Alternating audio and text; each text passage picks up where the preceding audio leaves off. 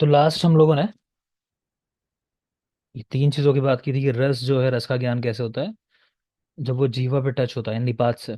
ठीक है, और उसका आंसर प्रमाणों में प्रत्यक्ष प्रमाण।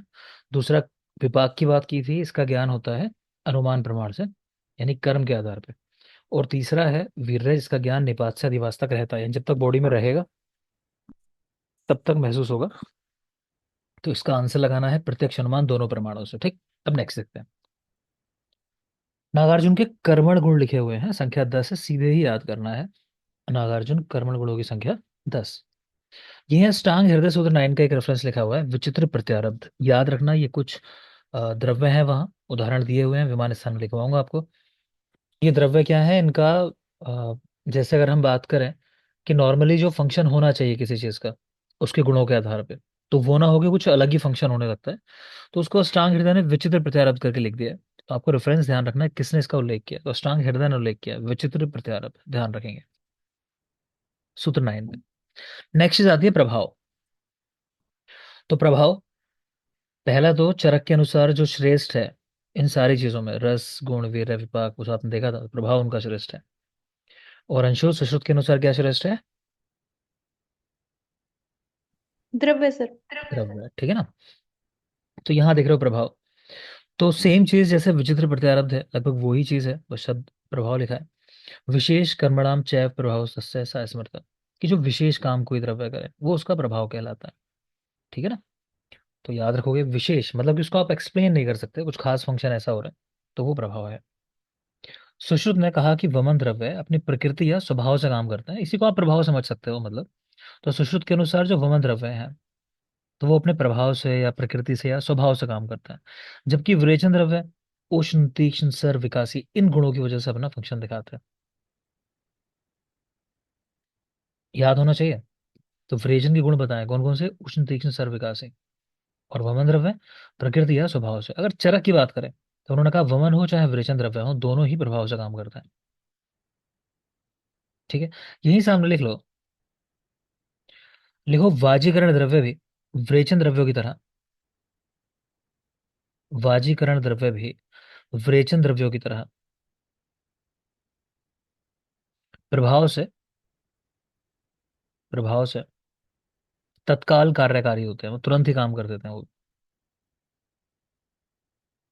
ठीक है, ये लॉजिक आता है चरक चिकित्सा 15 से, वहां बताया हुआ है कि कोई द्रव्य लेने के बाद कितना समय लगता है कि वो आपकी बॉडी को न्यूट्रिशन दे। तो वहां पे एक सवाल जो हुआ है उसका जवाब दिया गया है कि ये चीज चक्रवत चलती रहती है, कि आप जब रस लेते हो यानी कोई द्रव्य खाते हो, तो कुछ समय है आपकी बॉडी के हिसाब से, आपकी डाइजेस्टिव पावर कितनी है उसके हिसाब से टाइम है, वो टाइम 6 दिन भी हो सकता है, 3 दिन 7 दिन कुछ भी। उन्होंने कोई कमेंट नहीं किया चरक ने, कि वो चलती रहती है प्रोसेस, आप खाते रहते हो, वो डाइजेस्ट होता रहता है, अगली धातुएं बनती रहती हैं। ठीक है, पर वहीं पर लिखते हैं कि लेकिन वाजीकरण द्रव्यों में आपको ऐसा समझना चाहिए कि वो विरेचन द्रव्यों की तरह तुरंत ही अपना काम करता है। आगे देखें। नेक्स्ट है पाको नास्ति बिना वीर्यम, वीर्य नास्ति बिना रसात, रसो नास्ति बिना द्रव्याद द्रव्यम श्रेष्ठम स्मृतम। तो सुश्रुत सूत्र 42, द्रव्य श्रेष्ठ है, आपको क्रम पूरा याद हो चुका होगा। द्रव्य है, फिर द्रवी विपाक ऐसा करके याद करते हैं हम लोग। तो द्रव्य है, फिर रस, वीर्य, और विपाक। विपाक। बाकी खा जो विपाक के लिए, ठीक है ना। तो याद रखेंगे। कुछ बताने वाला था आपको यार, माइंड से निकल गया, चलो ठीक है, देखते हैं आगे। चलो, रस के बारे में बात दोबारा से एक बार हुई है। इस पर भी मैंने आपको बताया होगा कि चरक संहिता में बहुत सारे ऐसे टॉपिक हैं जिनको कई कई जगह बताया गया है। ठीक है, तो इसके लिए फिर एक सवाल आता है कि क्या ये कौन सा दोष होता है, पहले तो नाम बताओ जब दोबारा उसको लिखा होता है, क्या बोलते हैं उसको? पुनरुक्त दोष। पुनरुक्त, ठीक है। पुनर। हाँ, तो अगेन सवाल आता है कि चरक संहिता में या हमारी संहिताओं में पुनरुक्त दोष है? तो आपको बताना है नहीं। ठीक है, ये चीज़ों के ऊपर ज़्यादा फोकस करने के लिए, एम्फेसाइज करने के लिए बताया गया है दोबारा से तीसरी बार। ठीक, आगे देखें। अब ये दोबारा से एक बार रसों के बारे में देखना, जल्दी से 2 3 सवाल कर रहा हूँ, जवाब देते जाना। फर्स्ट, मंजीता, सर्वरस प्रत्यनिक भूत, कौन सा रस है? सर लवण रस। लवण। वंदना, कौन सा या कौन से रस हैं जो विषनाशक कहे गए? मती सर। मत, मधुर और ठीक तिक्त। है। रवि। अच्छा।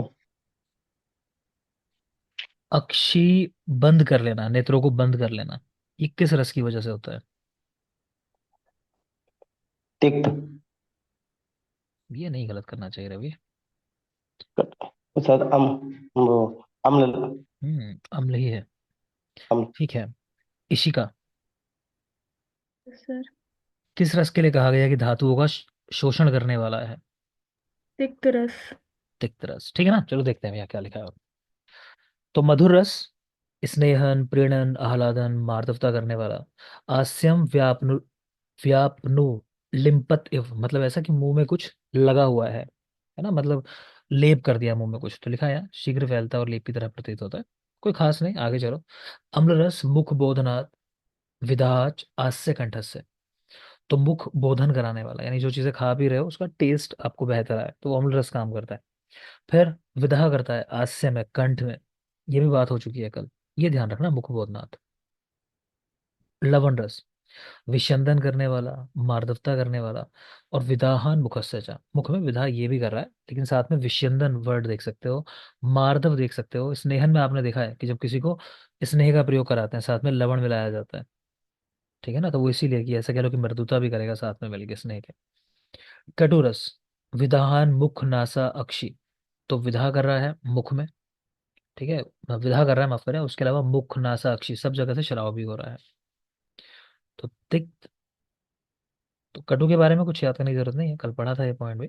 नेक्स्ट है तिक्त रस, प्रतिहंति निपाते यो रसनम शोधते, मुख वैशद्य हर, शोष प्रहलादन कार का, तो कोई खास पॉइंट नहीं है again यहाँ पे।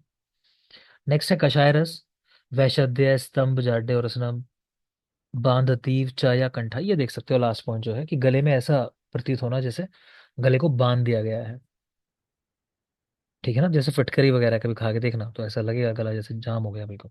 तो उस तरह की बात कर रहे हैं कषाय रस। बाकी स्तंभन बताई दिया आपको कि कषाय रस सबसे ज्यादा स्तंभन गुण वाला होता है, तो याद रखोगे। नेक्स्ट आते हैं बेटा विरोधिक आहार। तो ये सर तो यहाँ से हो गया। यहाँ से हो गया। चलो, तो सवाल, सूख धान्य होगा। शुभ धान्य होगा। जिसको सवाल करूं फिर सवाल का जवाब दो तो पता चले कि पढ़ा है। स्मृति, यस सर। एरंड की लकड़ी में छेद करके भुना हुआ मांस, ये किस विरुद्ध का उदाहरण है? सर उसका है संस्कार विरुद्ध का। Ishika, yes sir. बेटा सुअर आदि जानवरों का मांस खाने के बाद उष्ण पर, वस्तुओं का सेवन करना, परिहार विरुद्ध। परिहार विरुद्ध।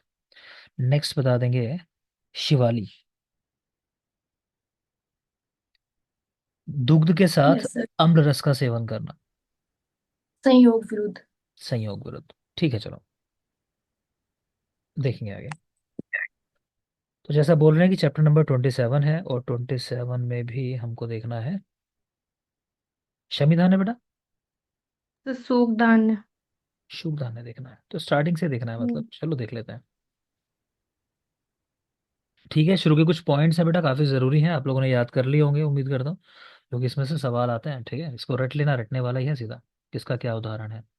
लेक्चर आपको दिया है, बता रहे हैं, हो चुका है, तो आगे आ जाओगे।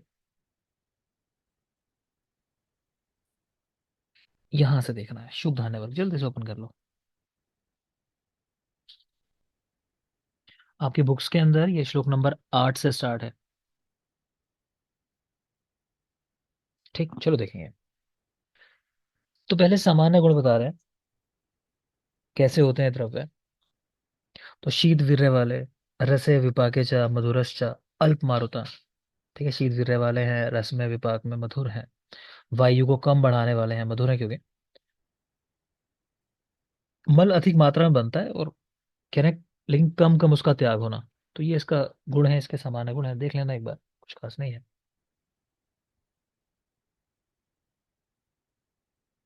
बेटा ये थोड़ा शब्द यहाँ गलत लिख दिया, यहाँ पर है बद अल्प वर्चसा, ऐसा लिखा हुआ है, ये बद अल्प वर्चस है बेटा, सही कर लो इसको। वही है बात, बिल्कुल अपोजिट सी हो रही है पढ़ने में, बद अल्प वर्च ऐसा सही कर लेंगे शब्द, इसको काट देंगे, बद अल्प वर्च। इसका मतलब है कि बंधा हुआ मल अल्प मात्रा में निकालने वाले। मतलब मल जो है प्रॉपरली फॉर्म्ड होता है, ये कहना चाह रहा है इनको लेने के बाद। शुक धान्य। ठीक है, इसके सामने चाहो तो लिख लो कि ये जो होते हैं शुक धान्य, इसको मोनोकोट में आपको रखना है, मोनोकोट। शुक धान्य मोनोकोट। आगे देखेंगे, श्रेष्ठता का क्रम लिखा हुआ है, तो सबसे अच्छा कौन सा है कहने का मतलब है, तो रक्तशाली श्रेष्ठ है, आपको इतना ही याद रखना है, रक्तशाली। फिर है षष्टिक धान्य। तो षष्टिक धान्य है, उनमें गौर षष्टिक श्रेष्ठ है, कृष्ण षष्टिक अल्प गुणों वाला है। तो अगर षष्टिक धान्य में कोई पूछे तो गौर वाला श्रेष्ठ है। व्रीहि धान्य मधुर है, अल्प विपाक, अम्ल विपाक माफ करें, पित्त करो गुरु। जाहिर सी बात है, अम्ल विपाक है तो पित्त को करने वाले हैं। और गुरु द्रव्य है व्रीहि धान्य।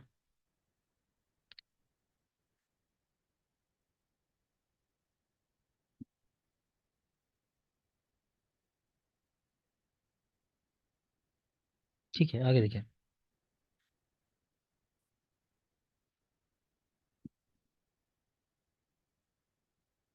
हम्म, आगे देखेंगे। नेक्स्ट है बेटा पाढ़ल धान्य। एक मिनट देंगे बेटा, मैं देख रहा हूँ कुछ यहाँ एक दो पॉइंट आपके काम का हो सकता है, मैं देख लूँ कुछ ऐड तो नहीं कराना है।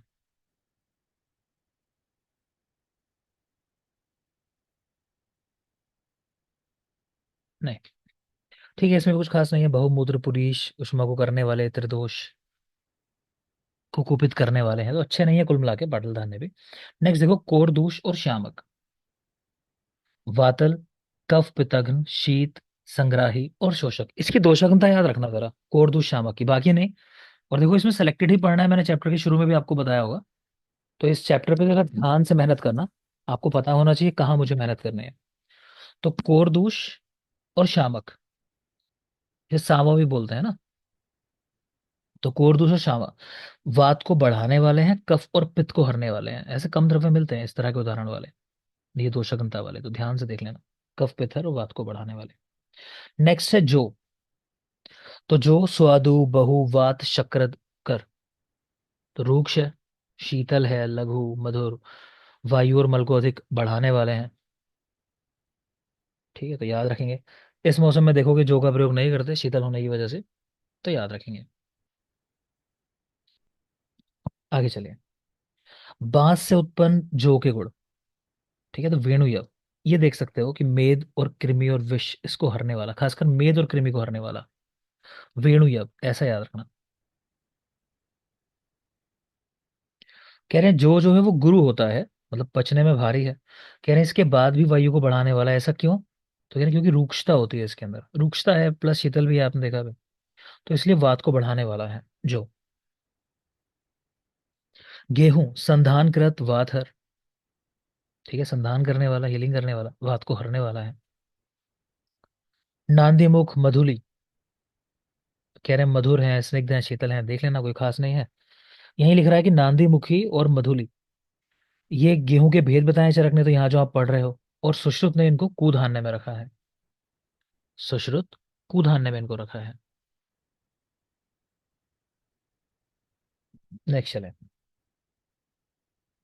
शमी धान्य वर्ग। तो शमी धान्य के नाम लिख लो, डाइकोटिलोट कोटिल्टन्स, डाइकोट्स हैं ये शमी धान्य।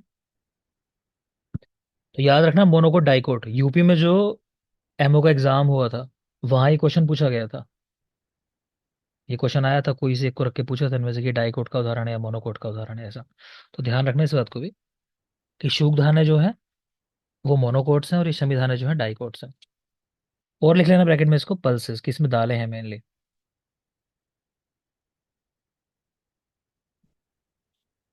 देखते हैं। फर्स्ट है मूंग मुदग।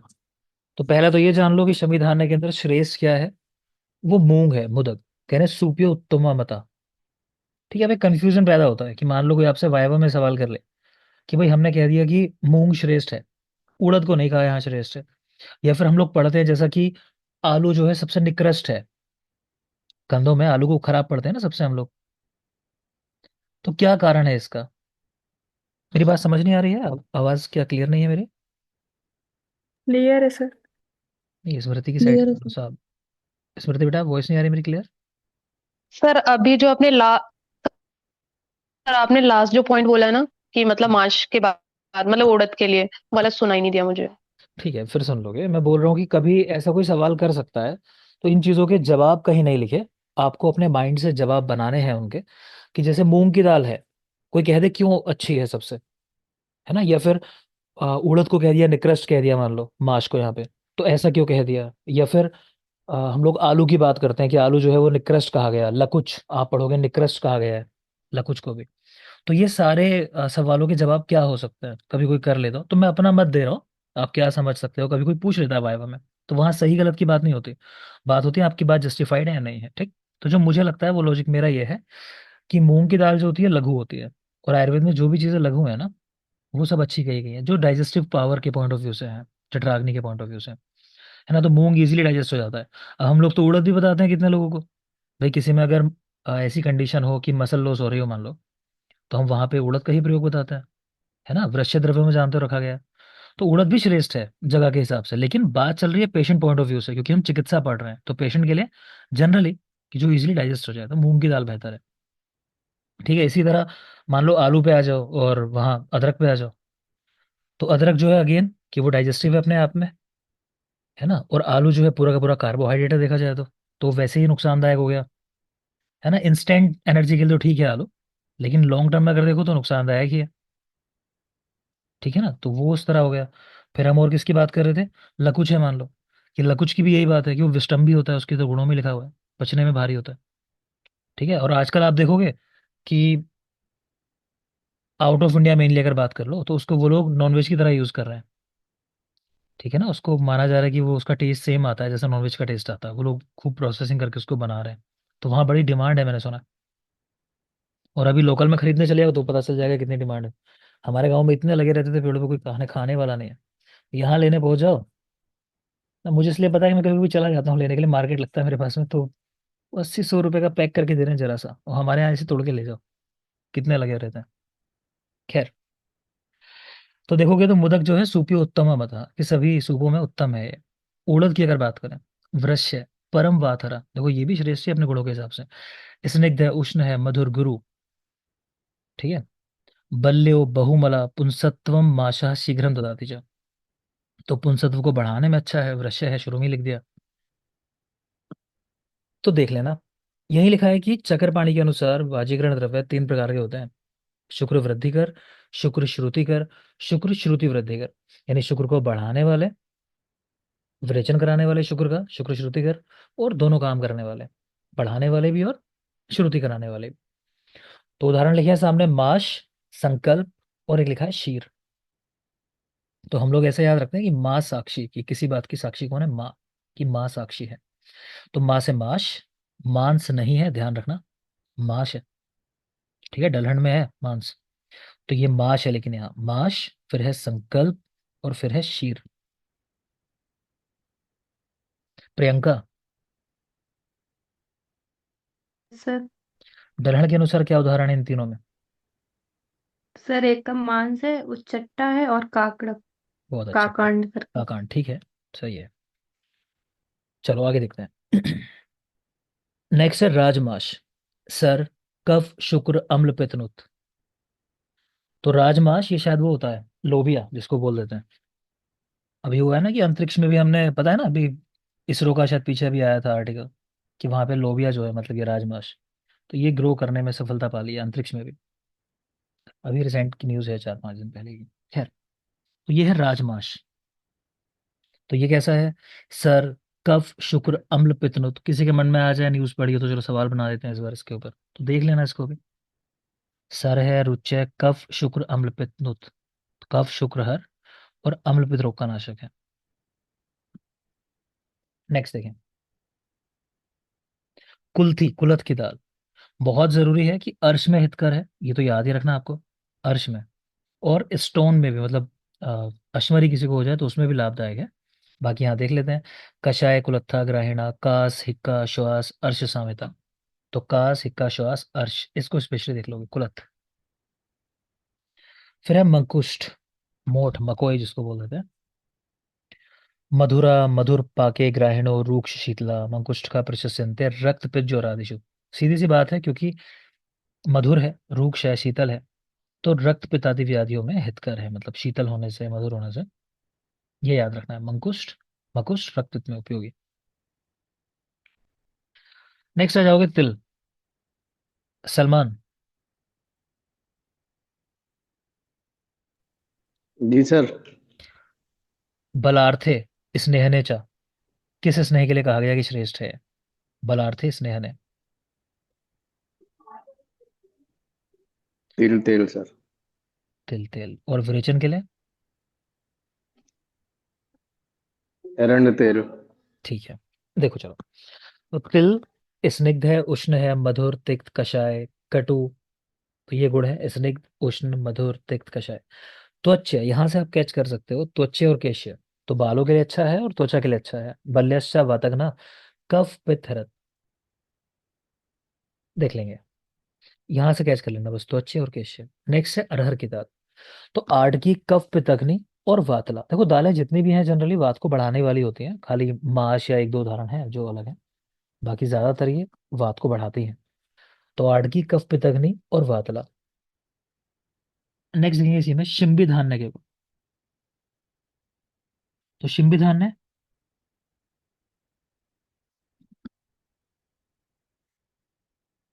ना चा वृश्य, ना चक्षुष्य, विष्टम्भ्य चा विपच्यते। कह रहे हैं बढ़िया नहीं है, ना तो वृश्य ही है, ना ही चक्षुष्य है, नेत्रों के लिए भी अच्छे नहीं है, प्लस पचने में भी भारी है, शिंबी धान्य। तो याद रखोगे। इसके लिए एक बात लिखी है इन्होंने कि इसका प्रयोग कैसे करना चाहिए, तो इसके सामने लिख लो कि इनका प्रयोग घृत के साथ करते हैं, ऐसा लिख लो, इनका प्रयोग घृत के साथ करना है।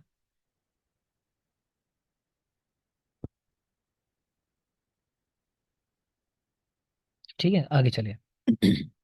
यही लिख लो, फिर मेरा ध्यान नहीं रहता है। तो मिलेट्स के बारे में भी एक ऐसा सवाल मिलता है, मिलेट्स। उनकी बात आती है कि मिलेट्स को कैसे खाना चाहिए।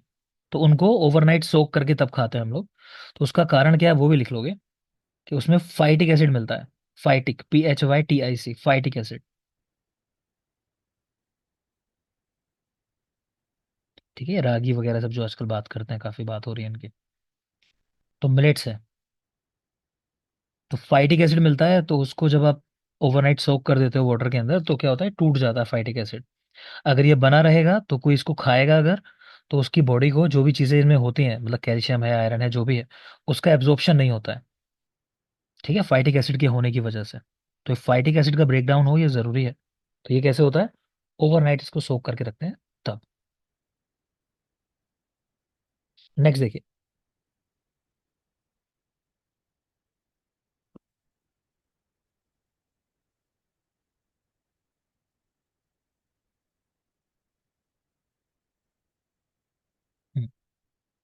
नेक्स्ट देख रहे हो, काकंडोल, आत्मगुप्ता। दोनों के गुण उड़द के समान होते हैं, कोई खास बात नहीं। नेक्स्ट लिखा है यहाँ पर, मान जो होता है 3 प्रकार का होता है, जैसे कल आपको मैंने बताया होगा परिमाण कितने प्रकार का होता है। शशि,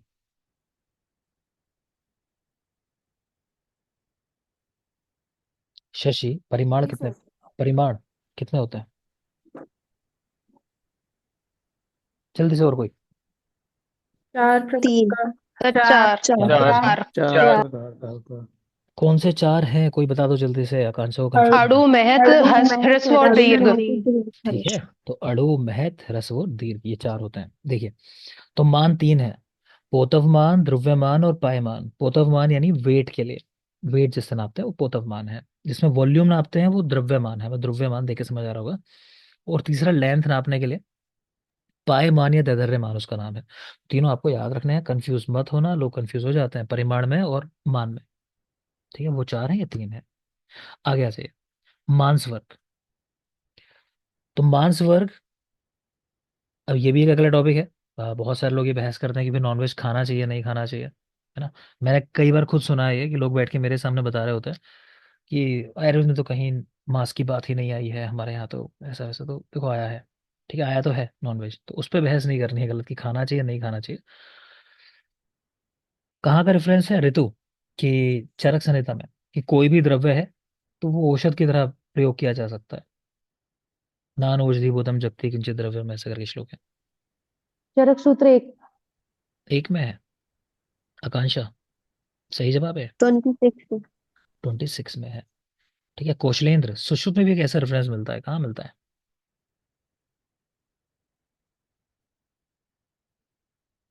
और कोई? 41। ठीक है, 40। 41। सूत्र 41। तो याद रखोगे तो हमारे लिए तो चाहे मांस हो चाहे घास हो, सब कुछ मेडिसिन की तरह यूज हो सकती है, दोनों ने लिख दिया है। तो देखते हैं यहाँ, चलो। तो काकुली मृग सांप का एक भेद है जो भूमि से जीवों के वर्ग में आता है, कोई खास बात नहीं। वराह वर्ग, वराह जो है ये, सॉरी, आनुप वर्ग में आता है। तो वराह है ना, आनुप प्रदेशों में मिलता है, मेनली आपको मिलेगा। शिशुमार तिमिडगल ये वारिशा वर्ग में है, कोई जरूरी नहीं है बेटा, पढ़ते चलना, ठीक है, मैं इसीलिए नहीं रुक रहा यहाँ पे, ये जरूरी चीजें नहीं है। नंदीमुखी वारिचर वर्ग में है वे। मांस वर्ग की 8 योनियां बताई गई, ये पहला पॉइंट है जो आप याद रखोगे। दूसरा चाहो तो ये याद कर सकते हो, वराह वाला। तो वराह को जो है, ये आनुप देश में मिलता है वराह। और मांस की 8 योनियां यहाँ लिखा हुआ है। नेक्स्ट देखेंगे। तो ये 8 योनियों के नाम लिखे हुए हैं, देखना चाहो तो देख सकते हो। ये आपको मिलेगा बेटा श्लोक नंबर 53, 54, 55, 56 में। तो फर्स्ट लिखे हैं प्रसह। प्रसह कौन से जानवर होते हैं जो आहार द्रव्यों को छीन कर खाता है? आप चाहो तो ना एक एक श्लोक का शब्द लिख लो, मुझे ध्यान है कि कहीं तो सवाल बना था इनमें, शायद विष्किर के ऊपर बना था। तो फिर भी मैं एक दो शब्द लिखवा रहा हूँ, वो लिख लेना, प्रसय के सामने ब्रैकेट में लिख लेना। लिखो। इसमें चलो कुछ खास नहीं है, प्रसाह भक्ष्यन्ति प्रशास्तेन संज्ञता, तो इसमें नाम नहीं समझ में आ रहा। भूषय, तो भूषय समझ में आ रहा होगा कि बिल में जो रहते हैं, भूमि के अंदर रहते हैं, ऐसे ही श्लोक में शब्द है, तो ये रटना नहीं है ये भी। आनुप, आनुप देशों में रहने वाले। देखो ये देखना, वारिशय और वारीचर, इनमें डिफरेंस है। ठीक है। आशय बोलते हैं घर को, घर का पर्याय होता है आशय। तो वारीशय का मतलब है जिनका आशय ही वारी है, जल है, मतलब जल में ही रहते हैं, घर है उनका। ठीक है, तो जल में निवास करने वाले, ध्यान रखना। और वारीचर सिर्फ पानी में चलते हैं। सॉरी। तो वारीचर या जलचर जो जल में चलते हैं। फिर जांगल है, स्थल पर उत्पन्न होते हैं और जंगलों में रहते हैं, मतलब कि भूमि पर रहने वाले, तो वो जांगल है। तो विष्किर लिखा ही है इसके आगे, तो अलग से लिखने की जरूरत नहीं है। विकिर्यम विषकरस चायते, इसका मतलब लिखना है कि चोंच या पैर से कुरेद कर चीजों को खाते हैं, उनपे मतलब चोंच मारेंगे या पैर मारेंगे, उसे इधर फैला देंगे, उसके बाद खाएंगे, वो विष्किर है। जबकि एक है प्रतुद, वो चोंच या पैर से आघात करके खाते हैं उसके ऊपर, मतलब मार के। एक तो फैला दे रहे हैं उसको, तो फैला देने वाले जो है वो हो गए विष्किर। और प्रतुद जो उस पर आघात करके खा रहे हैं उसको, भोजन को। तो देख लेना। नेक्स्ट यहाँ एक ट्रिक लिखी है विप्रज करके। ट्रिक का मतलब है वी से विष्किर, प्रा से प्रतुद और जा से जंगल। ये तीनों का मांस जो है वो सन्निपातिक विकारों में हितकर बताया गया। सन्निपातिक विकार हो तो ये खाना है। नेक्स्ट है बकरे का मांस। एक सवाल आता है कि जितने भी मांस हैं उनमें अगर आपको कहना हो कि श्रेष्ठ मांस कौन सा है, तो बकरे का मांस श्रेष्ठ माना जाता है। ठीक है, वो क्यों माना जाता है? तो देखो क्या लिख रहे हैं, ना अतिशीतम गुरु स्निग्धम मासम आजलम आदोषलम। बहुत जरूरी बात है कि इसका मांस खाने से कोई दोष नहीं बढ़ता है। ठीक है, यही चाहो तो ब्रैकेट में लिख लो। लिखो चरक शारीर स्थान, सामने लिख लोगे कि बकरे के मध्य शरीर का मांस पुरीश क्षय में हितकर। बकरे के मध्य शरीर का मांस पुरीश क्षय में हितकर है। ठीक है। तो एक तो बात है कि बकरे के मांस खाने में कह रहे हैं कोई दोष नहीं है। यही एक और पॉइंट लिख लोगे आप। लिखो बैठे बैठे सोना। कोई व्यक्ति बैठे बैठे अगर सोता हो, जैसे आप लोग पढ़ रहे हो, अभी सो जाओ, क्लास में बोर हो जाओ, तो उसमें भी सामने लिख लो कि कोई दोष नहीं होता। जैसा पढ़ते हैं ना कि दिन में सो जाने से त्रिदोष का कोप होता है, अधर्म होता है सुश्रुत के अनुसार। तो अगर सोना है ऐसे तो बैठ के सो जाओ, तो नहीं होगा कुछ। और लिखोगे, एक और पॉइंट लिखो। लिखो आसिने लभते सौख्यम। बोलो, कुछ लोगों को याद होगा। श्वास रोग। कौन सा श्वास? स्टमक श्वास। स्टमक श्वास। ठीक है, स्टमक श्वास। तो लिख लेंगे आसिनो लभते सौख्यम।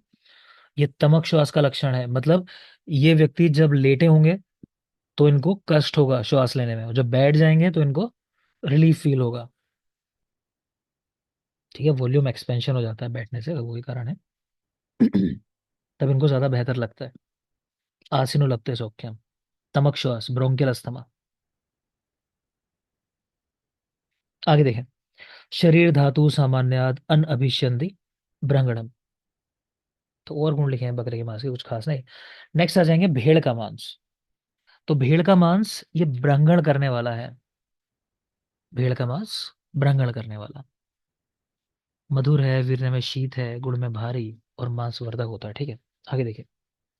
बकरे और भेड़ की मांस वर्ग में गणना नहीं की गई। कह रहे हैं कारण क्या है इसका, कि ये मिश्र गोचर है, मतलब सभी स्थानों में सभी देशों में पाए जाते हैं।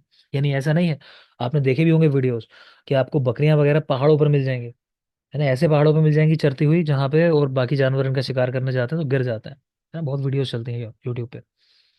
बाकी अनुप देश में तो मिलती हैं, यहाँ तो रहते हो आप लोग ज्यादातर।